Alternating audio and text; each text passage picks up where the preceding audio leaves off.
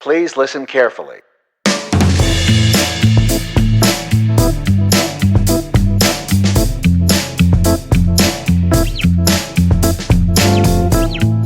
Hi, I'm Paul Frields. And I'm Dave Guzman. Welcome to Practical Bass, where each week we pick a topic of interest to you, the working bass player, and we examine it from a few different directions and hopefully pass on some wit and wisdom that will help you take your gigs and your gear to the next level. You can find us all over the web, all over the internet. Look for practicalbass.com. We would love to hear from listeners. We're always interested in your feedback, your tips, and any questions that you have or suggestions for future topics. You can reach us through the contact form on practicalbass.com, or you can simply email us directly at podcast@practicalbass.com. And Dave and I receive all the email that comes there. We look at it immediately. We'd love to hear from you, and we will get back to you. Please don't be shy about passing on any sort of feedback that you have about the show. You can also find us on social media. So if you go to Facebook or to Twitter, Instagram, Google Plus, if that is still working as of this broadcast, it may not be soon. I think we even have a Tumblr, but look for Practical Bass and you'll find us listed that way. And we would love to hear from you there as well. We also hope that you will subscribe and share this podcast with your bass playing and just musician friends overall. We do try and cover topics that are interesting to not just us bass players, but other musicians out there as well. So we hope you'll feel free to pass on the love to those that you care about. So, Dave, I guess here's the thing. Yeah. So we've basically done another 6 months roughly of podcasting, and we're about ready, I think, to wrap up season 2. That's what this episode is for. Is that it? That's it. Man. Yeah. Bye. That's it. Click. Everyone's like, man, that was a short podcast. This was free, and I still don't feel like I got my money's worth. Oh man. Yeah. I mean, I think. Yeah, man. We when Dave and I started out this season, I think we had a little more of a plan than we did with season 1, which was we were going to try and go from April through end of September, and because of a couple reasons, we ran a little behind at the end of the season.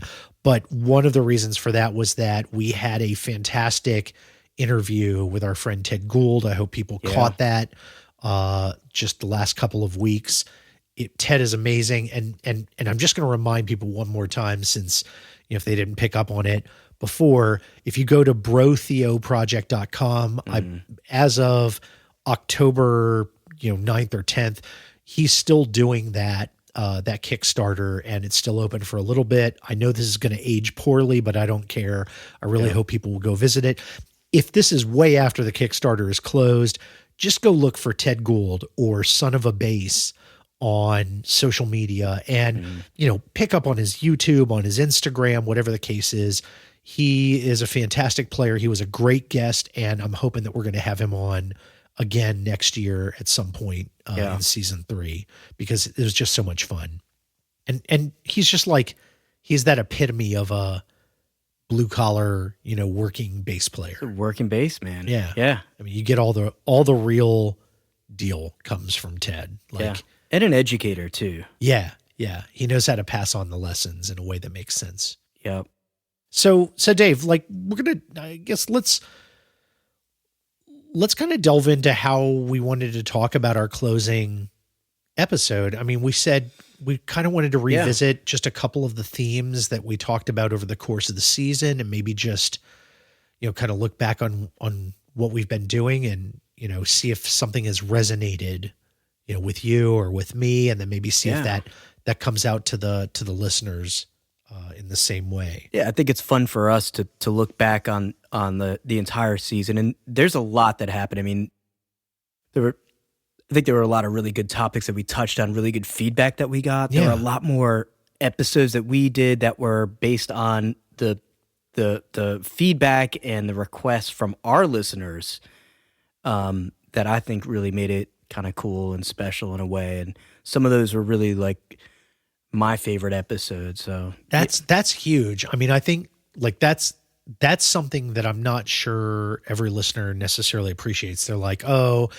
I'm sure there are people writing in all the time. I mean, we get listener mail, but we certainly don't get like it's, we're not buried to the point that like we can't respond individually to everybody. So, I would encourage people who are out there, feel free to email us and let us know your thoughts about a topic. Let us know if there's something you'd like to hear us cover.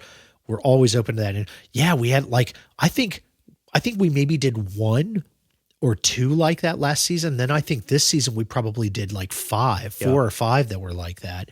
Yeah. And as far as I'm concerned, if we got 10 of them next season, I'd be, happy as a pig in mud. Yeah. So I think that'd be great.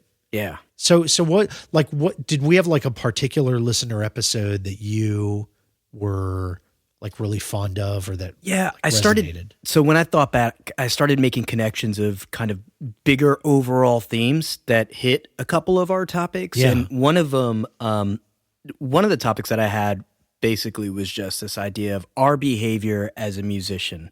Right. And I know we did pieces on this in season 1, but in this season we touched on one of the big one, which was actually like a listener request, which is around emotional etiquette. Oh yeah. Right. Yeah. And how we like deal with tough situations within a band, not just as a bassist, but really as a musician and as a teammate. Yes. And then you and I kind of went down this whole piece around crucial conversations, which just so happened to be a topic that we both just by chance like spent some time with. Yeah. And it was for me, it was a good reminder of like, hey, these are things I have to keep in practice and in working order and continue to tweak like as I move forward. Yeah. Yeah, absolutely. And that really is, I mean, that kind of goes to the heart, I think, of what we try and do on this podcast. I mean, there are plenty of places where you can go online and you can learn about the music theory behind what you're doing or the technique behind, how to mechanically be a better player, like how to alter your stance or your grip, your fingerings, et cetera, et cetera. But what I think this podcast is really about is that other 50% or 70% that people don't talk about, which is like, how do you become the good hang at the gig or at rehearsal? How do you become the person that people are going to call back and that you're going to be in demand? And, how do you pick up some of the skills that are going to serve you just in any part of your life? It's not even just about bass playing, but you can take these things that are skills, just general life skills. And then how does that play out in the role of a bass player in a band or a musician? That's right. Matter, right? That's really what we're all about. Yeah. And I loved how like in the 4 episodes, but in the 2 interviews that we had with Igor Saavedra, right? Yeah. And Ted Gold, the both of them really spent time around this, and they're different musicians. Yeah. Very, very different. You couldn't find, you probably could, but I mean, they're on different spectrums of the working man. They're both blue collar, like they're both doing it, like they're both putting in the time every day. And for those who didn't tune in, Igor is, he's a guy who plays solo bass pretty much. He hasn't, he plays 8-string bass, no effects, and it's very, very composed. And he's a guy who's very, extremely savvy about the higher forms of theory and how how he applies that. Right. On the other hand, then you got Ted, who also very savvy about theory, and he's been to music school and he knows all that stuff, but he's taken it in a very different direction. Yeah. Which is like, holding it down in a variety of acts from national acts that you've heard all the way down to local, the local band that's entertaining it, down in the French Quarter or whatever. And both of them, like when you think of Igor, I just kept thinking about how he's networking in a way. Like he's Yeah. literally created a whole, just a career at a base of networking and touring and doing all of these like performance pieces and Yeah. just throughout the world Right. out of his like, and you could tell like in the conversation, like just the kindness, Right. right? Like that Right. part of him that's just like, wow, like not only is he an amazing bass player, but like he's giving something to you. Like Yeah. when you're listening, Yeah. he's giving something back. Generous and really nice, Yeah. just a friendly guy. Both of them And both of them. are like, they're both like, that's the commonality is like, Yeah. they both knew, like innately, they Mhm. both knew how to live a life of gratitude Yep. and realizing like, here is what I'm here to do. And, Yeah. yes, it's about the art and yes, it's about the music, but it's also about being the best version of myself because, that's what you see for the hour or 2 hours or 3 hours that Right. you see me, right? It's not about all this other stuff. Like I may be worried about this or that or the other thing, Yeah. but you're there for this version of me and I need to be that best version Right. for that time. Right. Yeah, I mean, super powerful, and and both those guys like to see two guys share that part of the philosophy of just being generous and giving. Like it really is a lesson that you do have to kind of step back and think about like, why am I doing this? Yep. And always keep that in mind. Like the people who are out there to see, they could be doing anything. That's right. Like not that. Yeah. That's right. They don't have to be there. No. Yeah. They have other places they could go. Right. You're being paid to be there. Right. They could be anywhere. Right? That's true. Yeah. And it's funny that, so you mentioned that, that emotional part of it or that professionalism. And I think this is something that I really liked also about hearing these voices that were people other than us. I really want to have guests in season 3. I've got a couple in mind.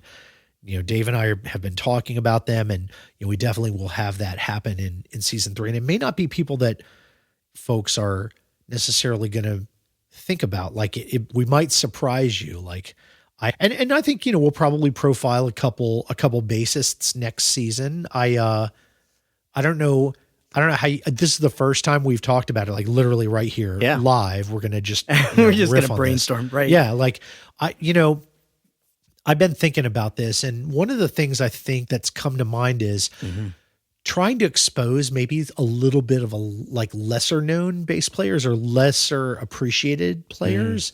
I don't mean like super obscure, but what I mean is maybe going beyond like Geddy and Jaco and Cliff Burton and, Marcus Miller and,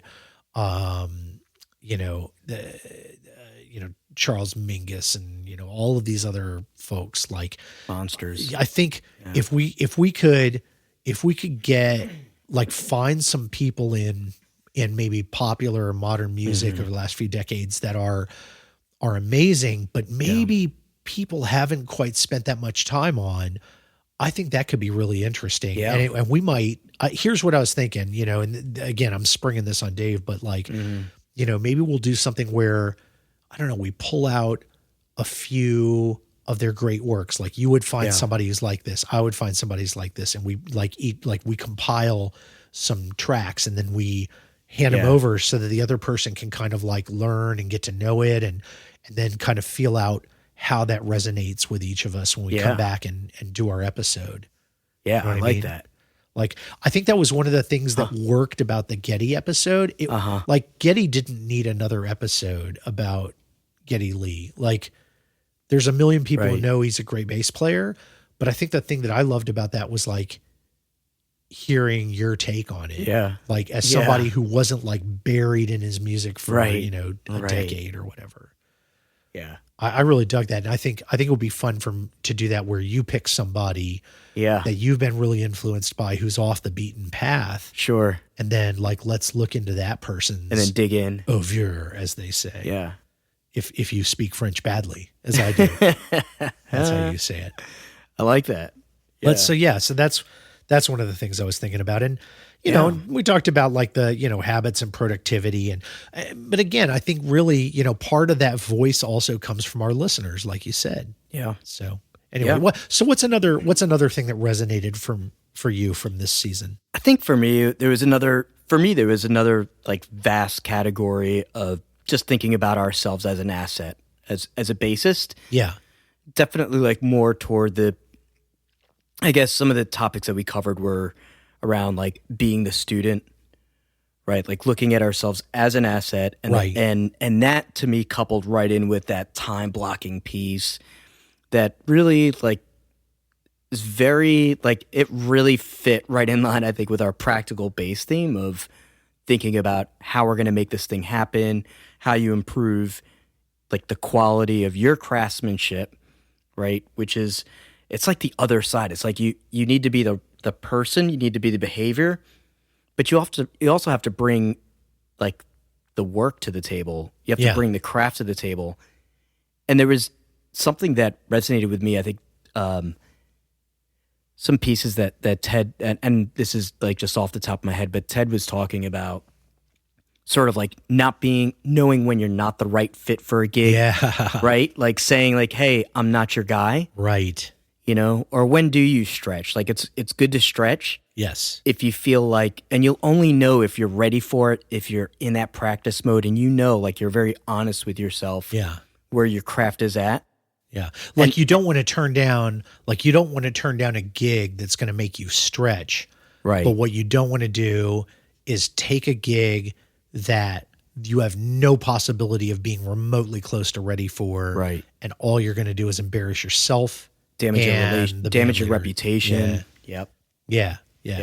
Like I remember reading, I wish I could find this article. I remember reading a long time ago, and it was probably in a very early issue of Bass Player, which honestly, I probably still have. I think I have my whole collection still of that magazine. And I remember there being an issue that one of the articles talked about reasons why you take a gig. Right. And reasons that you don't.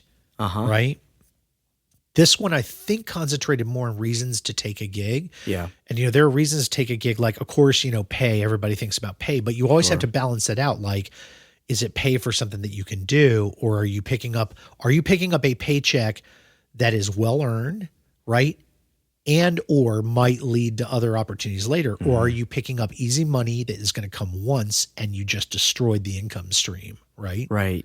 Another thing about it was, are you going to get a chance to play with somebody that you've always wanted to play with? And maybe that balances out. Like, you're not going to be paid very much, but it's an amazing opportunity to network that really could pay off. Yep. And then there are other times where you get gigs where people are like, oh yeah, but it's such a huge opportunity to be seen, when really it's not. All you're doing is basically you're lowering your market value. You're not making much of an opportunity for yourself. Right. Like, an example would be, going to open jams, right?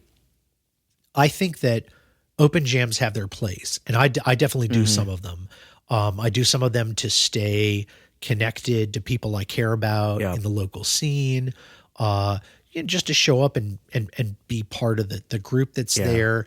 And so I do them once in a while, but I don't do a lot of them because I do have other things to do with my time. And one of them is going and being paid for gigs. Right. So, I'll do like one or maybe two of those a month. Yeah. And that's pretty much it. And there are times though to take free gigs, like a benefit, because you're going for a worthy cause, right? Yeah. And you're doing it for a good reason. It's not a reason of like, giving free entertainment to a venue. Right. You're going because, there's a benefit for your heart. There's a benefit for other people who are in need. Yeah. Right. Those are good reasons. Yeah. Yeah. I think there's more on that list. I can't remember all of them, but basically the point of the article was that there are reasons to take gigs. They're not always the same. And sometimes you have to balance, like one will be low and it'll be high on the other marks. Right. And what you have to do is you have to be honest with yourself about where that gig is. And why you're taking it. Know why you're taking the Right. gig. And if you Right. can't like enumerate that value in some way, Yeah. maybe you need to think about whether you should do that or not. Right. Yeah. And if you're just doing it just because it's fun, like that's okay. Yeah, But there's just nothing. know it. Yeah, there's nothing wrong with that.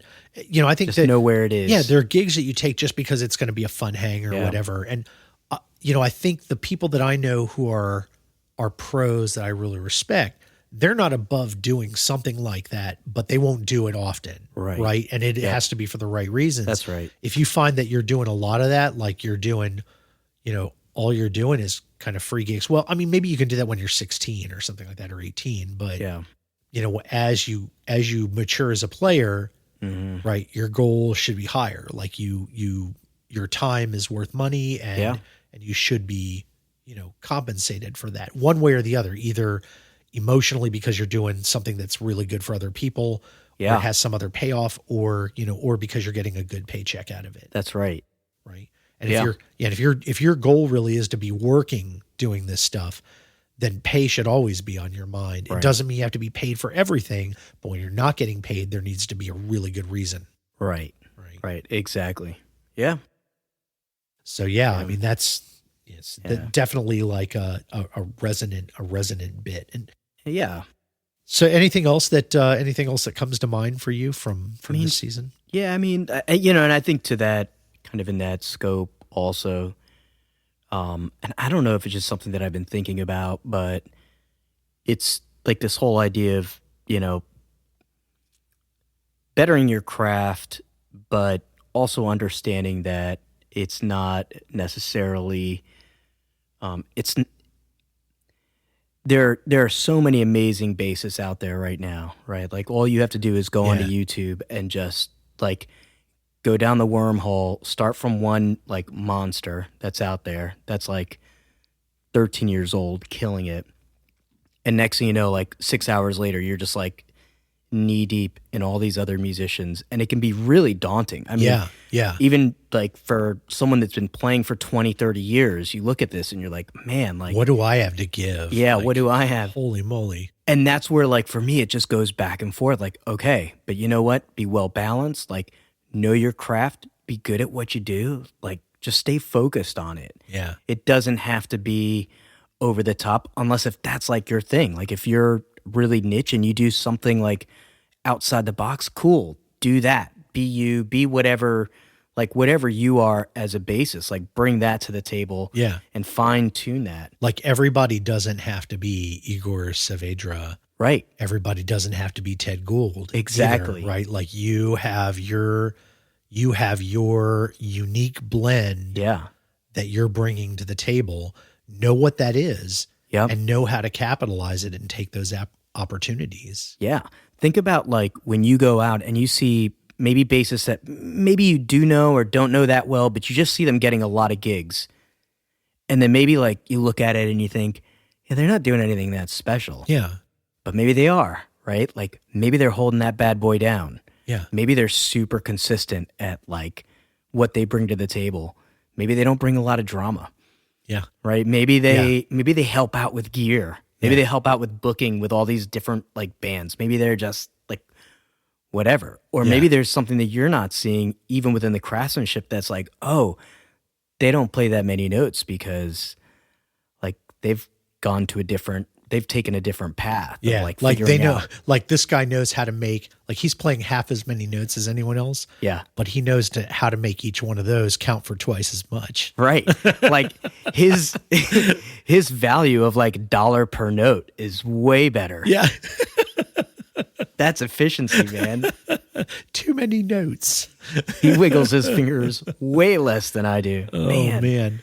Yeah, No. so those are kind of the things, and they're kind of they're all interrelated somewhat. But that's really what I came out with from this season. Yeah. Yeah. That's a great one. I mean, I think the last thing I would add to Yeah. that is, the area, and maybe this is less about the person and maybe a little bit about the gear, right? Because we Mm-hmm. Right. also explore a bit about gear. I know do. that there are a lot of bass players out there who are, they're gearheads. Yeah, My thing is I kind of give up when it comes to like reading on the internet what other people think things sound like. right. That's it's a terrible way to live your life. And I mean, if any of you are like addicted to like any of the internet forums where they just debate gear, it is the worst way to spend your time. Like, take all that time, turn off your computer, go sit down and play bass, even if it's like no effects and no other gear. You know, just your time could not be worse spent than that. No one can tell your ears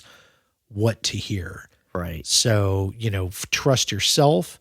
And as you mature as a player and mature as a listener, you're going to get better at choosing the right things for you. That's right. You know, because you have to forge your own road. But we do cover some gear, right? And and I think the thing that I liked, you know, one of the episodes I know that was really popular with listeners, like beyond I think any other episode on gear that we've done to this point, was we did this episode on compressors where we kind of like we had sound clips that you could hear the difference in what was happening with the bass.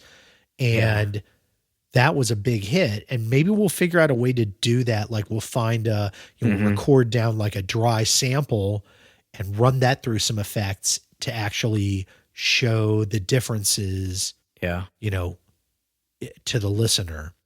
Yeah. So we'd like to know, you know, if you're interested in something like that. Like, I'm not even sure what those effects would be yet. I think one of them might be like, we haven't really talked about EQ. Like we talked about compression. EQ is another big part of the arsenal. Before you ever get to, you know, bizarre combinations of crazy pedals and all sorts of, you know, stuff going on to make your sound all spacey. Even before that, just EQ can really change what you do with your bass. True. So, I mean, you know, we might go into something like that. There are all sorts of other, you know, there are all sorts of other effects that we could probably cover. And, you know, even talking about, you know, the gear that you use in the studio or your rehearsal space to listen back to what you're doing or to, you know, make your rehearsals as good as they could be. That's right. So yeah, I'm sure that we're going to explore some of that as well. And again, if people in the listening audience have ideas or suggestions for what they'd like to hear, we're all ears, right? We definitely want to listen to you, and have you feel like you're part of the show, part of the programming of Practical Bass. Yeah, we're all in it together. Yeah. I definitely think when we get those listener requests, if nothing else, it gets us to talk about it and think like, oh yeah, I've never even really thought about that. But that's a killer idea. Like that's something we can totally get into. Yeah. And sometimes it just happens that we end up talking about it. Yeah. And then we're like, all right, well, that's an episode. Yeah. We kind of like further our own knowledge a bit and kind of just bring it in and say, okay, well, we've done some research and here's what we found. Right. And then you guys don't have to spend like 3 hours figuring out who to trust on the internet or whatever. That's right. Of course, then they're trusting us, but I'd like to think that we've been around enough now that we kind of know what we're doing a bit. We try to keep each other honest. Yeah, we do. Keep it around. That's what we do. Real recognize real. So yeah, I mean, that's how we play. That's it, man. Well, so I guess that is all we have to say. I think for this season, we've kind of said everything we meant to for season 2, and you know, we're gonna take some time off. Obviously, we're coming into the winter here in North America, and we're gonna be off doing things for holidays, and we have gigs and projects, all sorts of fun stuff like that. But we will be back next spring. Practical Bass will return. Like James Bond. That's right. We will return for season 3 in 2019, and we hope that you will keep tuned to our feeds. And we might drop a little something off here or there as time allows, or if we run across something fun to share with you guys, we will definitely do that. Little teasers. Yeah, who knows? So stay tuned until then. If you would like to help us out during this time, we hope that you will feel free to share the podcast with other musicians, especially bass players, but not limited to bass players in any way. We like to think that we're open to musicians of all walks of life here, and people of all walks of life. Like we're very egalitarian here. I think it's part of the pride of being a bass player is it's all about giving back and Yeah, man. Being open to everybody, being open to everybody's groove. So we want to be into your groove too, and we hope you're into ours. And so we hope you'll share this with other folks. You can find us on the web at practicalbase.com. Email us at podcast@practicalbase.com. You can find us at Facebook, at Twitter, at Google Plus, as long as that's running, I guess, until it shuts down. Tumblr, Instagram. I mean, we're all over the place. Look us up, look for Practical Base. If you want to subscribe to the podcast and know when season 3 drops our first episode, or if we drop any bonus tidbits over the winter time, you can subscribe by going to practicalbase.com and hit the subscribe link to look at the page that will tell you how to subscribe with your smartphone, with your computer, whether it's a Mac, PC, whatever the case may be, iPhones, Android devices. We are everywhere out there. We're on iTunes. We're on Apple Podcasts. We're on Google Podcasts. We're on SoundCloud. We're everywhere. Just go look us up. Just look for Practical Base. It's not that hard. You'll find us. Hit subscribe. You'll get a fresh episode delivered to you when season 3 drops. In the meantime, we hope you'll enjoy going back through our archives. You can find those at our website as well. And until 2019, or sooner if we meet again before that. I'm Paul Frields. And I'm Dave Guzman. This has been Practical Base. Thanks for listening.